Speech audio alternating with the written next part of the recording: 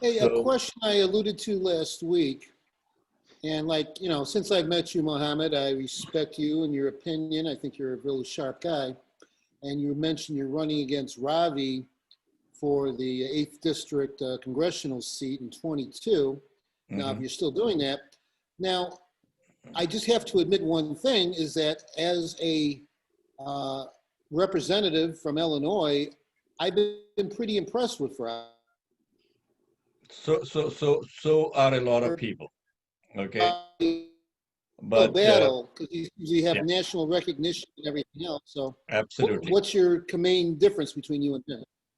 I'm glad you're asking that. First off, his name is Raja Krishnamoorthy, not Ravi. So, a lot of people, No, he'll just I call. know that, but I Yeah. can't pronounce that half the time. Okay. So it's an easy way So, out.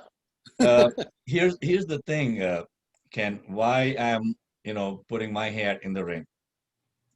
At the national level, he got a lot of recognition during the impeachment hearings. Right. Now, this is going to be his third term in Congress. He spent 2 terms in Congress already, right? 4 years. If you look at his performance record as to what has he done for the district, you will see a huge difference between what he has done and what I have done without being in any kind of, power at the congressional level. I'll give you a couple of examples. During the first term, and we are not talking of the second term, during the first term, he sponsored or co-sponsored 87 bills. Out of the 87 bills, 3 of them were signed into law Okay. out of 87. Okay. One of them had to do with the recognition of the Festival of Lights, which is the Hindu festival, as a I'm familiar national with that. holiday, okay, Okay. or a nationally recognized festival. The second was to rename a post office after a veteran.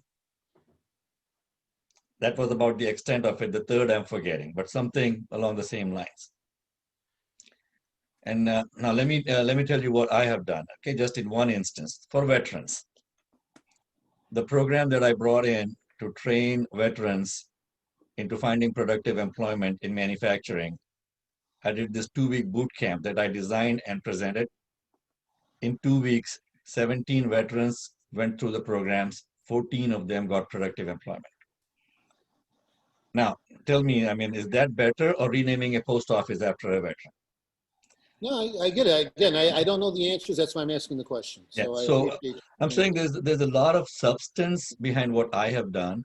The workshops that I started to train, jobless people how to find a job, which received national attention as best practice.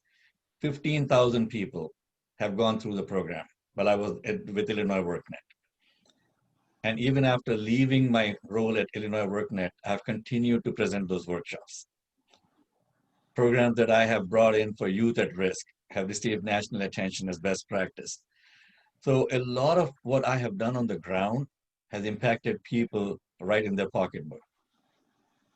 Now, the congressman, on the other hand, has spent most of his time soliciting money from people.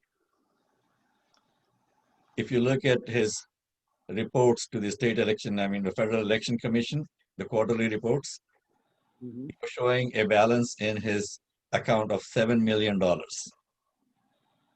Now, why would someone want to give someone that kind of money? Even Dick Durbin had half of that money, okay, as a senator from the state. So, I mean, I'm questioning what have you done for the 8th district? If people are paying you that kind of money, 8 of his top 10 contributors have been pharmaceutical companies or their agents. Really? Okay. Yes, sir. And this is public record. I'm not making things up. Okay. And this was during the first term. We haven't started digging into his second term yet.